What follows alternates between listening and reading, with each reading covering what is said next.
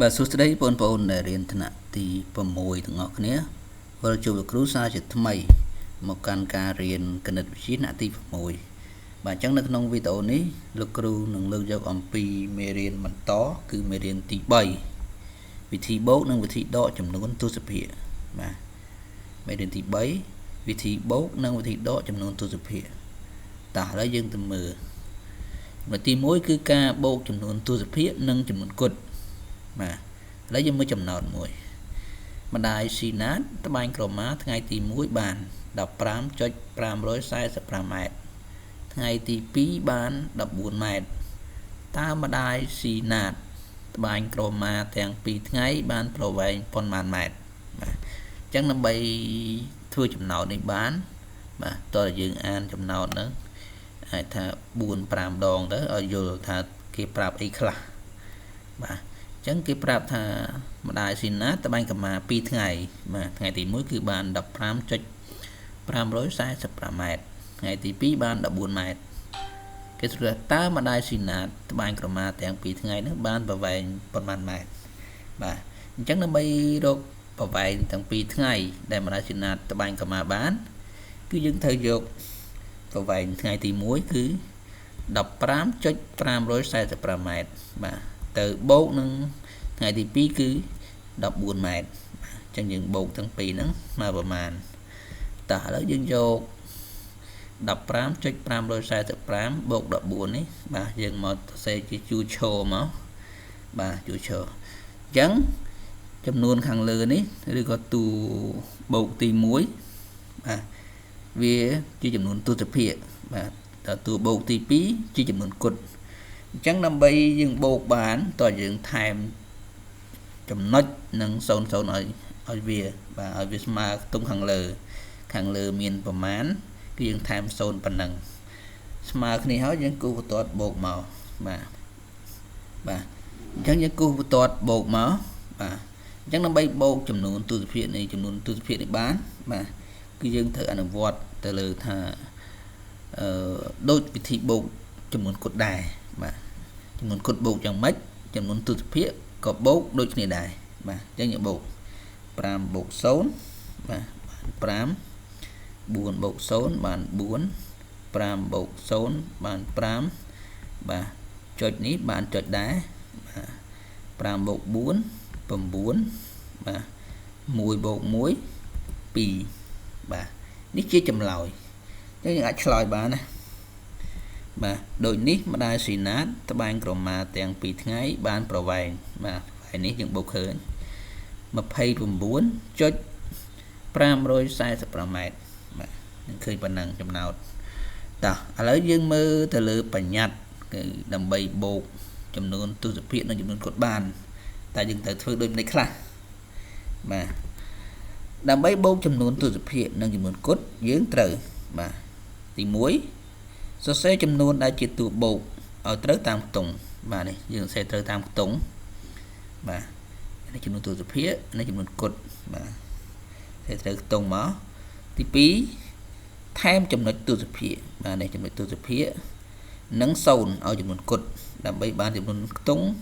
នៅផ្នែកទស្សភាគស្មើគ្នាបាទអញ្ចឹងអាក្រោមនេះជាចំនួនគុតអញ្ចឹងយើងថែមចំណុចទស្សភាគនិង0ឲ្យចំនួនគុតដើម្បីឲ្យចំនួនខ្ទង់នៅផ្នែកទស្សភាគដូចគ្នាបាទអញ្ចឹងដូចគ្នាហើយដល់ទី3ធ្វើប្រមាណវិធីបូកដូចចំនួនគុតដែររួចដាក់ចំណុចទស្សភាគនៅផលបូកចំទីតាំងរបស់វាបាទអានេះជាបញ្ញត្តិនៃការបូកចំនួនទស្សភាគនិងចំនួនគុតបាទពេលយើងបូកឃើញយើងដាក់ចំណុចទស្សភាគឲ្យចំទីតាំងរបស់វាបាទចឹងនេះជាការបូកចំនួនទស្សភាគនិងចំនួនគុតតោះឥឡូវយើងទៅមើលលំហាត់អនុវត្តបាទចំនួន5ចុះបាទយកកណនីផលបូកបាទចំណុចក 52.425 បូក 19បាទតើស្មើប្រមាណបាទខបនេះកបនេះខបនេះងើបនេះបាទហើយយើងមើលចំណុចកមុនគេបាទចំណុចកបាទអញ្ចឹងយើងយកមកសរសេរបាទ 52.425 បាទនេះជាចំនួនទស្សភាគ មួយនេះជាចំនួនគុតអញ្ចឹងយើងសេត្រូវតាមខ្ទង់មកនេះបាទតទៅនេះយើងថែម0ឲ្យវាលើមាន3ថែម0 3ដែរតទៅយើងគូបន្ទាត់បូកបាទ5បូក0បាទ5បូក0បាន5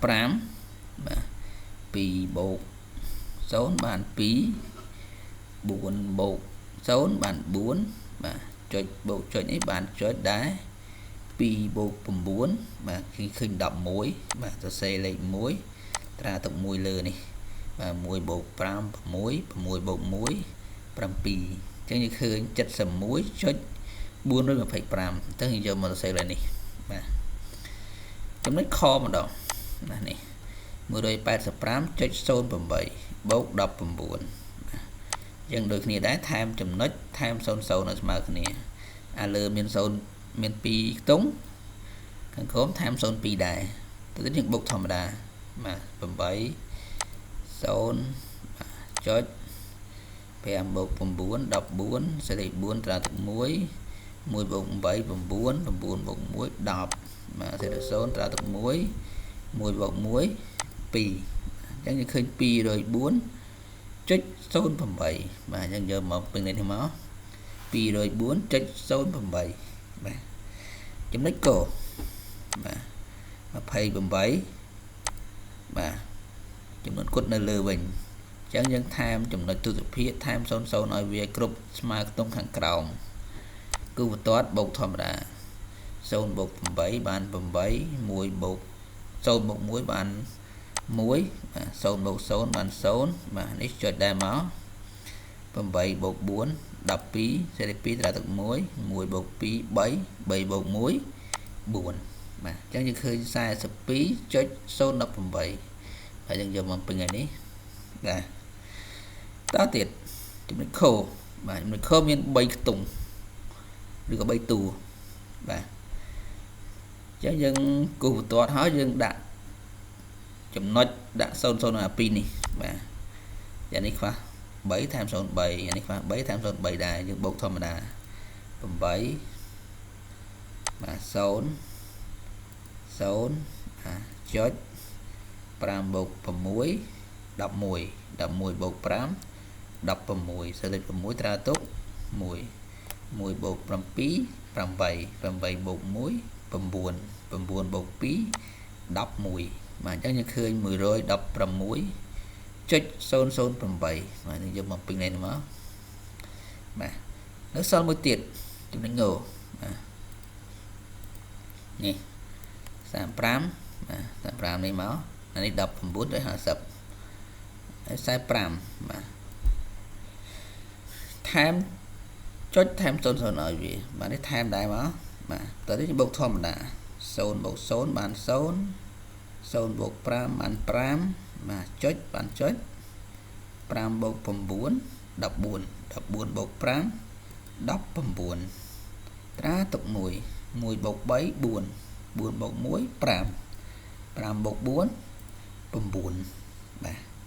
អញ្ចឹងយើងឃើញ 99.50 អញ្ចឹងយកដាក់នេះមកបាទ 99.50 បាទអញ្ចឹងតើតើនឹងការបូកចំនួនទស្សភាគ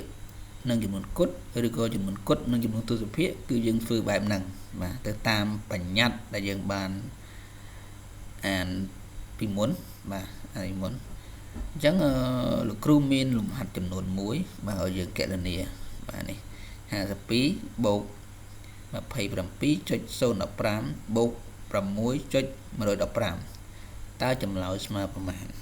អញ្ចឹងយើងអនុវត្តទៅតាមលំនាំគំរូខាងលើបាទក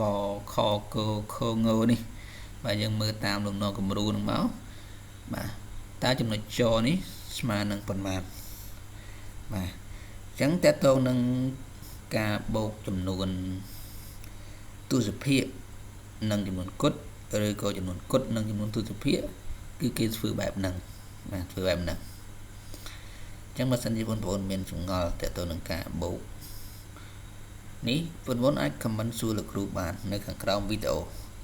ជួបលោកគ្រូនៅវីដេអូក្រោយបន្តទៀត